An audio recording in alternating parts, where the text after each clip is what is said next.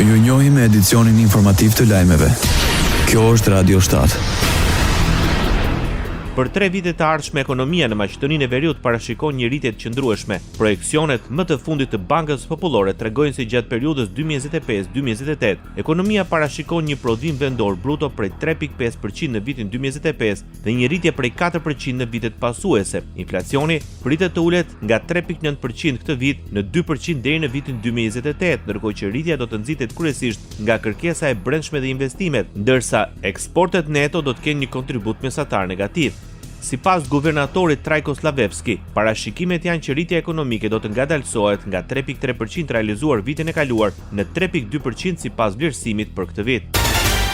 Maqedonia e Veriut rrit me 2% eksportin e mallrave në krahasim me periudhën janar-shtator të vitit 2025. Vlera e përgjithshme e eksportit të mallrave nga Republika e Maqedonisë së Veriut në periudhën janar-shtator të vitit 2025 arriti në rreth 6 milion euro. Vlera e mallrave të importuara ndërkaq që arriti në 8.5 milion euro, që është 3.5% më shumë krahasuar me vitin e kaluar, njoftoi enti statistikave. Ndikim në rritjen e eksporteve më së shumti kanë pasur metalet e çmuara ose përbërjet e tyre. Në periudhën janar-shtator të vitit 2025, sipas vëllimit përgjithshëm të tregtisë së jashtme, më së shumti është tregtuar me Gjermaninë, Britaninë e Madhe, Kinën, Greqinë dhe Serbinë, të cilat përbënin 47.7% të vëllimit përgjithshëm të tregtisë. Vendet anëtare të Bashkimit Evropian përbënin 59.6% të shkëmbimit përgjithshëm.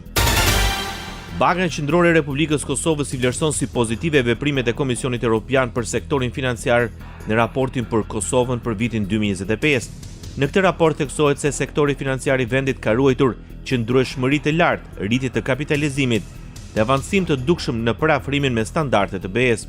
Sipas raportit, sektori bankar i Kosovës vazhdoi të zgjerohet me ritme të qëndrueshme duke ruajtur nivelet e mjaftueshme të kapitalit dhe likuiditetit. Në të përshëndetet rritja e kapitalit rregullator të bankave mbi minimumin e kërkuar, ndërsa raporti i kredive jo performuese mbeti në nivelin historikisht të ulët. Radio 7, zëri pozitiv i qytetit.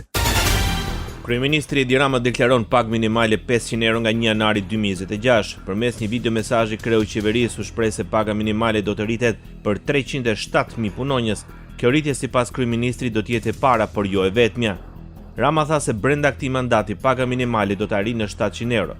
Nga 1 janari 2026 do të rritet dhe paga minimale për 307.850 punonjës, cilët do të marrin shumën e premtuar 500 euro, e cilë do të jetë para, po jo e vetmja rritje e këtij mandati, ku paga minimale do të arrijë 700 euro. Për shkak të rritjes së kostos për bizneset, Rama premtoi subvencionim për një periudhë 9 mujore me 90 milion euro dhe shtesën e kostos së sigurimeve për të punësuarit në sektorin privat. Jo vetëm kaq, po siç e kemi premtuar, qeveria do të subvencionoj për një periudhë 9 mujore me 90 milion euro edhe shtesën e kostos së sigurimeve për të punësuarit në sektorin privat.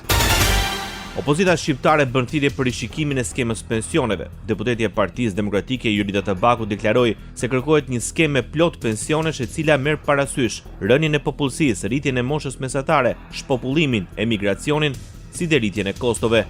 Reagimi erdhi një ditë pasi kryeministri Edi Rama informoi për indeksim dhe bonus të përmuajshëm për pensionistët duke filluar nga 1 janari. Tabaku nënvizoi rritje të kostove të jetesës, ku sipas saj çmimet e produkteve të shportës janë rritur nga 30 në 60%.